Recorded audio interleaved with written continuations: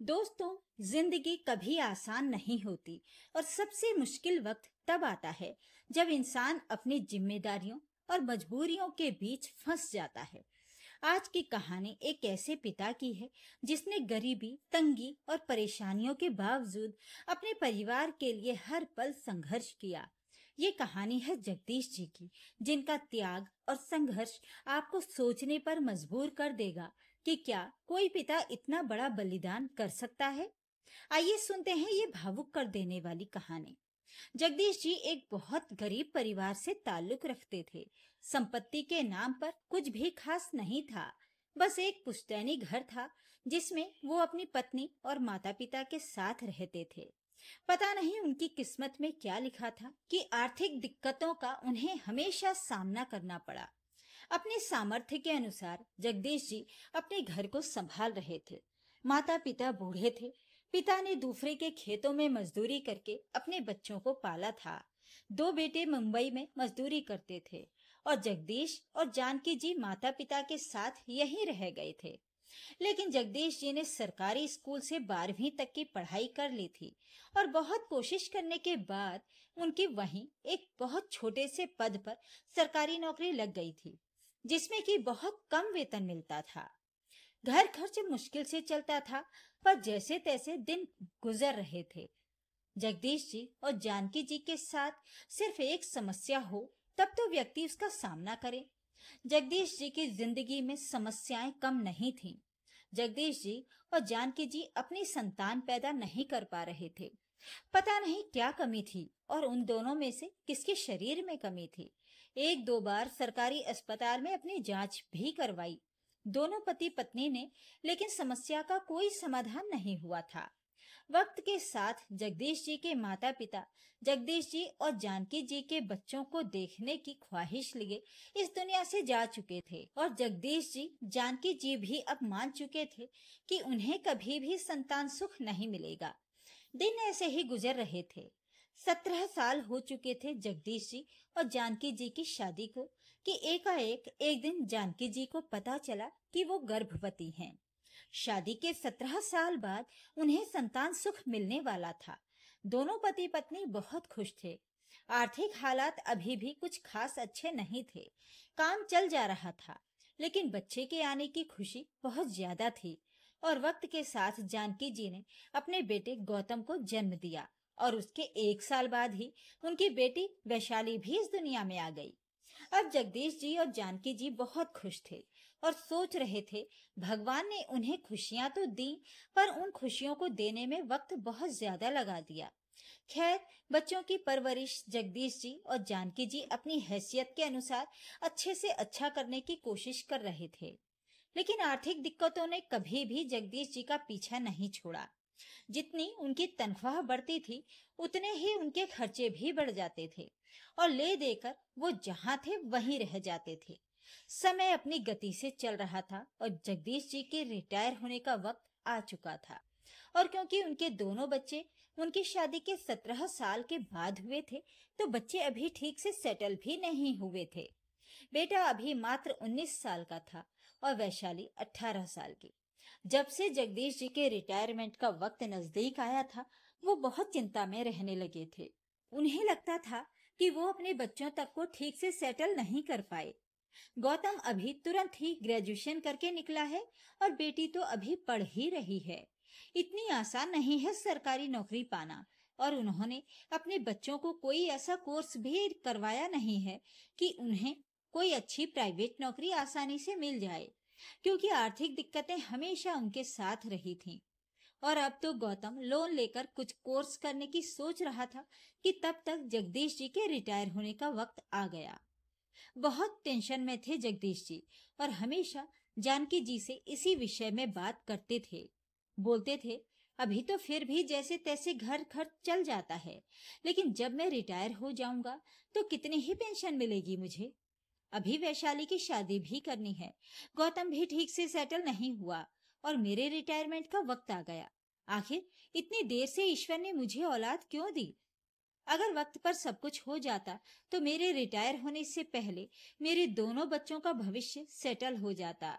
लेकिन अभी मेरे बच्चे पूरी तरह से मेरे ऊपर आश्रित हैं और ज्यादा बड़े भी नहीं हुए हैं और मैं खुद अब रिटायर होने वाला हूँ। मैं कैसे अपने बच्चों की जिम्मेदारियां निभाऊंगा? ठीक है, गौतम बड़ा हो गया है, पर अभी इतना भी बड़ा नहीं हो गया है कि उसके ऊपर इस पूरे घर की जिम्मेदारी डाल दी जाए। अभी तो उसके खुद के भविष्य का कोई ठिकाना नहीं है। जानकी जी भी ये सब कुछ सोचती थी, पर कोई क्या करता, यही सच था। गौतम अपनी तरफ से पूरी कोशिश कर रहा था कि उसे कोई नौकरी मिल जाए। साथ ही साथ वो कोई ऐसा कोर्स करना चाहता था कि उसे एक अच्छा वेतन मिलने लगे। लेकिन सब कुछ इतना आसान नहीं होता। हर जगह पैसे लगते हैं, जो कि जगदीश जी के पास थे नहीं। और ये बात गौतम भी अच्छे से जानता था। खैर, अब जगदीश जी के रिटायरमेंट में मात्र 1 महीने का वक्त रह गया था। अब तो जगदीश जी बहुत ज्यादा टेंशन करने लगे थे और दिन भर सोचते थे, अब मेरे बच्चों का क्या होगा? मेरे पास तो कुछ भी खास जमा पूंजी नहीं है। अभी गौतम का भविष्य निश्चित नहीं हुआ। वैशाली की शादी नहीं हुई। कितनी जिम्मेदारी है मेरे सर पर और मेरे भी रिटायरमेंट का वक्त आ गया। बहुत ज्यादा टेंशन लगे थे जगदीश जी। और एक दिन सुबह सुबह जगदीश जी को बहुत तगड़ा हार्ट अटैक आया और वो अपनी छाती पकड़कर गिर पड़े। उनकी आवाज सुनकर जानकी जी, गौतम और वैशाली दौड़ते हुए वहां पर आए और उनकी हालत देखकर उन्हें तुरंत लेकर पास के सरकारी अस्पताल में गए। डॉक्टर ने उन्हें चेक करके बताया कि इन्हें मेजर हार्ट अटैक आया है। हालत बहुत खराब हो चुकी है। इनका बीपी और शुगर भी बहुत बढ़ा हुआ है। ये खतरे की बात है। टेंशन ले लेकर जगदीश जी ने अपनी हालत खराब कर ली थी और वो काफी गंभीर अवस्था में थे। उन्हें समझ में आ गया था कि शायद अब वो नहीं बचने वाले। वो आंखों में आंसू लिए जानकी जी की तरफ देख रहे थे। जानकी जी से ये सब कुछ बर्दाश्त नहीं हो रहा था, क्योंकि जगदीश जी की हालत देखकर उन्हें भी समझ में आ गया था कि अब किसी भी पल कुछ भी हो सकता है। जगदीश जी जानकी जी को समझा रहे थे कि अगर मुझे कुछ हो गया तो बच्चों को तुम्हारे मजबूत कंधों का सहारा मिलना चाहिए। तुम ढीली नहीं पड़ सकते। अब हमारे बच्चों के लिए तुम्हें ही मेरी जगह लेनी पड़ेगी, वरना बच्चे टूट जाएंगे। अभी उनकी उम्र ही क्या है। उसके बाद जगदीश जी ने गौतम का हाथ पकड़कर बोला, बेटा, तुझे एक छोटी उम्र में बहुत बड़ी जिम्मेदारी देकर जा रहा हूँ। गौतम बोलने लगा, पापा, आप ऐसा क्यों बोल रहे हो? आपको कुछ नहीं होगा। जगदीश जी ने बोला, बेटा, मुझे समझ में आ गया है। मेरा इस दुनिया से जाने का वक्त आ गया है। अब तू ही अपनी मम्मी और बहन का सहारा है, क्योंकि तू इस घर का बड़ा और इकलौता बेटा है और मेरी जगह अब तुझे लेनी है। हाँ, बहुत कम उम्र में तुम्हारे ऊपर ये जिम्मेदारी आ रही है, पर समझ लेना, यही तेरा नसीब था। मुझसे वादा कर बेटा, तू अपनी मम्मी और बहन का हमेशा ख्याल रखेगा और वक्त पर अपनी बहन की शादी कर देगा। अपनी मम्मी का साथ कभी मत छोड़ना बेटा। तुम्हारे हवाले मैं अपनी पत्नी को करके जा रहा हूँ। तुम्हारी जिम्मेदारी है। वादा कर गौतम, मुझसे वादा कर। और गौतम जगदीश जी के हाथ में हाथ रखकर बोल रहा था, हाँ पापा, मैं वादा करता हूँ। और ये कहते कहते जगदीश जी की सांस रुक गई और वो इस दुनिया को विदा कर गए। परिवार में शोक की लहर दौड़ गई। किसी को समझ में नहीं आ रहा था कि एकाएक ये सब कुछ क्या हो गया। ऑफिस के सारे लोग भी जगदीश जी से मिलने अस्पताल में आए थे और सबका यही कहना था, बताओ कब क्या हो जाए कोई नहीं जानता। अभी कुछ ही दिनों में ये रिटायर होने वाले थे और देखो, एकाएक ये इस दुनिया से ही रिटायर हो गए। इतनी टेंशन ले ली इन्होंने अपने रिटायरमेंट की। खैर, अब कोई क्या कर सकता था। अब जगदीश जी की अंतिम क्रिया की तैयारी होने लगी और उनका अंतिम संस्कार गौतम ने कर दिया। उसके बाद जगदीश जी की 13वीं के पहले पूरे घर की साफ सफाई और धुलाई की जा रही थी, जो कि हर घर में होता ही है। कि एकाएक जानकी जी की नजर जगदीश जी की दवाइयों पर पड़ी। वो सारी दवाइयां पूरी की पूरी वैसे ही पड़ी थी। जानकी जी नियम से हर महीने जगदीश जी के शुगर और बीपी की गोलियां महीने के शुरुआत में लाकर उन्हें दे देती थीं।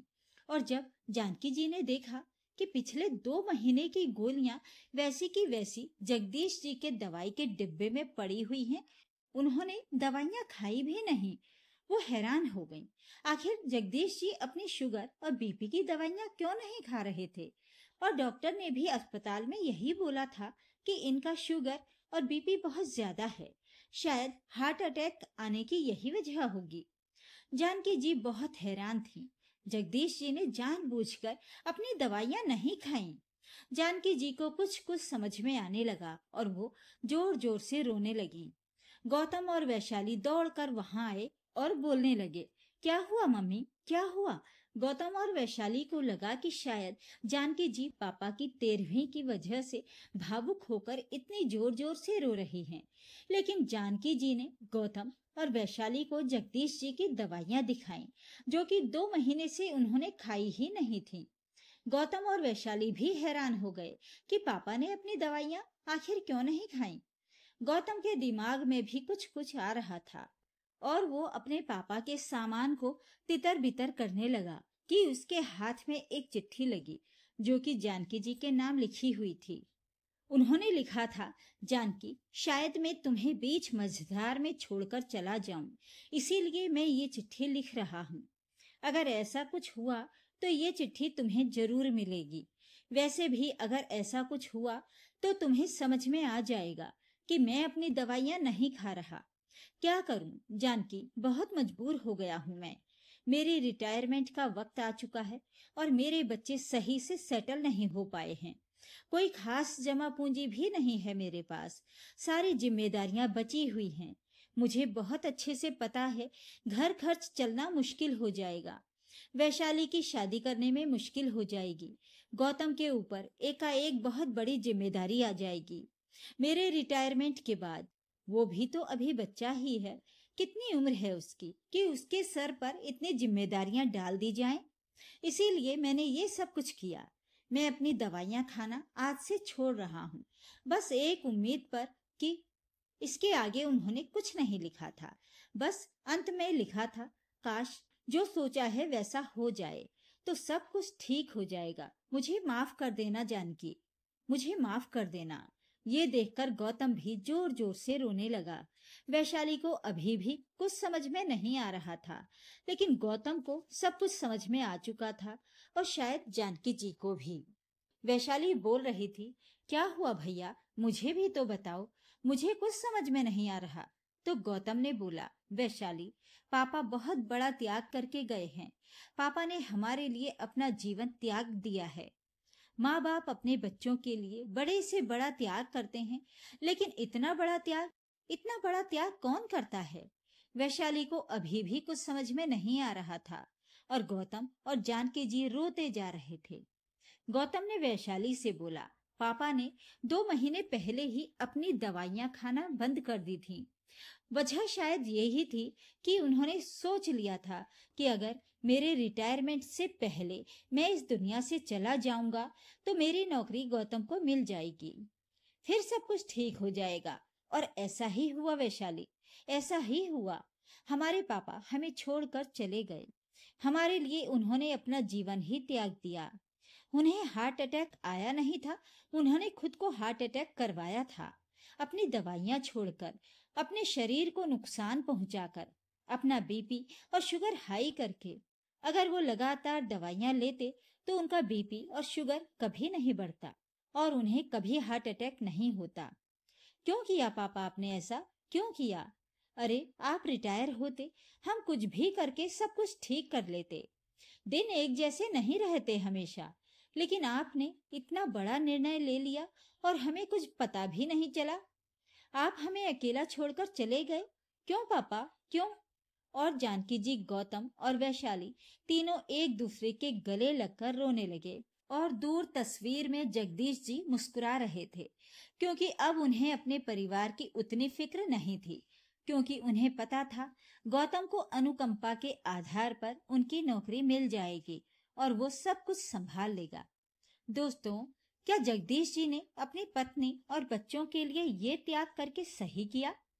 दोस्तों, माता पिता अपने बच्चों के लिए हर दर्द सह लेते हैं, लेकिन जगदीश जी जैसा त्याग बहुत कम लोग कर पाते हैं। उन्होंने अपने जीवन की बाजी लगा दी ताकि उनके बच्चों का भविष्य सुरक्षित हो सके। सवाल ये है कि क्या उनका ये निर्णय सही था या गलत। शायद इसका जवाब आपके दिल में ही छुपा है। अगर इस कहानी ने आपके मन को छुआ हो तो इसे जरूर साझा कीजिए और कमेंट में लिखकर बताइए कि आपके अनुसार क्या किसी पिता को इतना बड़ा कदम उठाना चाहिए। अगली कहानी तक के लिए नमस्कार।